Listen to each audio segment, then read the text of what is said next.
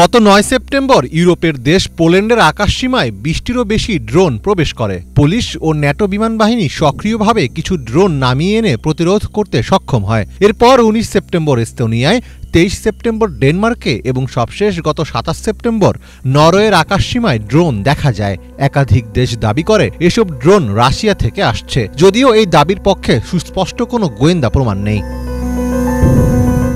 একের পর এক দেশের ড্রোন প্রবেশের ঘটনায় উদ্বিগ্ন হয়ে পড়েন ইউরোপের নেতারা। অনেকেই ধারণা করছিলেন রুশ প্রেসিডেন্ট ভ্লাদিমির পুতিন হয়তো ইউক্রেনের পর নতুন কোনো দেশে হামলার ক্ষেত্র খুঁজছেন।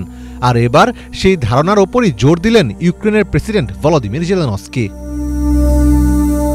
জেলেনস্কি দাবি করেছেন রাশিয়ার প্রেসিডেন্ট ভ্লাদিমির পুতিন শুধু ইউক্রেনেই সীমাবদ্ধ থাকবেন না, তিনি শিগগিরই ইউরোপের আরেকটি দেশে হামলা চালাতে পারেন। নিউ ইয়র্কে জাতিসংঘ সাধারণ পরিষদের অধিবেশনে যুক্তরাষ্ট্রের প্রেসিডেন্ট ডোনাল্ড ট্রাম্পের সঙ্গে বৈঠকের পর কিয়েভে ফিরে জেলেনস্কি বলেন, পুতিন ইউক্রেনে যুদ্ধ শেষ হওয়ার অপেক্ষা করবেন না, তিনি নতুন ফ্রন্ট খুলে দেবেন, তবে সেটি কোথায় তা কেউ জানে না।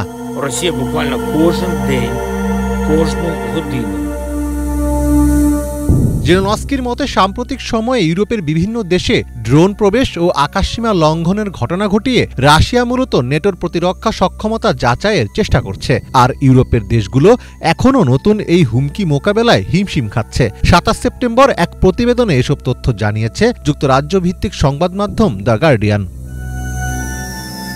বিশ্লেষকদের অনেকে মনে করছেন জেলেনস্কির এই দাবি মোটেও অমূলক নয়। রাশিয়ার এসব কার্যক্রম আসলে বড় যুদ্ধেরই প্রস্তুতি। এর মাধ্যমে রাশিয়া মূলত ইউরোপীয় দেশগুলোর প্রতিক্রিয়া ও সতর্কতার পর্যায়ে যাচাই করতে চাইছে। এক্ষেত্রে প্রতিবেশী বেলারুশকে স্টেজিং গ্রাউন্ড হিসেবে ব্যবহার করতে পারে রাশিয়া। এছাড়া ভৌগোলিকভাবে ডেনমার্ক, এস্তোনিয়া ও পোল্যান্ডের মতো দেশগুলো রাশিয়ার পশ্চিমাঞ্চলের কাছাকাছি অবস্থান করছে। ফলে এসব এলাকায় সামরিক অভিযান শুরু করলে দ্রুত লজিস্টিক সাপোর্ট পাবে রাশিয়া। তবে এক্ষেত্রে রাশিয়ার বেশ কিছু সীমাবদ্ধতাও রয়েছে। ন্যাটো সদস্যভুক্ত কোনো দেশের উপর আক্রমণ হলে প্রতিশোধমূলক হামলা চালাতে পারে ন্যাটোর সামরিক বাহিনী। ইতিমধ্যে ইউক্রেন যুদ্ধে অনেক ক্ষয়ের শিকার হয়েছে রাশিয়া, ফলে দীর্ঘ সলিড অপারেশন চালিয়ে যাওয়ার জন্য খরচ ও জনবল সমস্যায় পড়তে পারে দেশটি। পাশাপাশি পশ্চিমা দেশগুলোর নিষেধাজ্ঞার চাপ তো আছেই।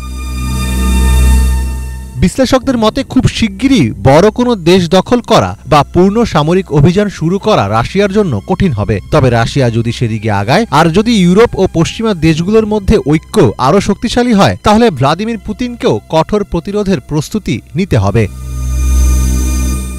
মীর ফজলে রাব্বি, বাংলা ভিশন।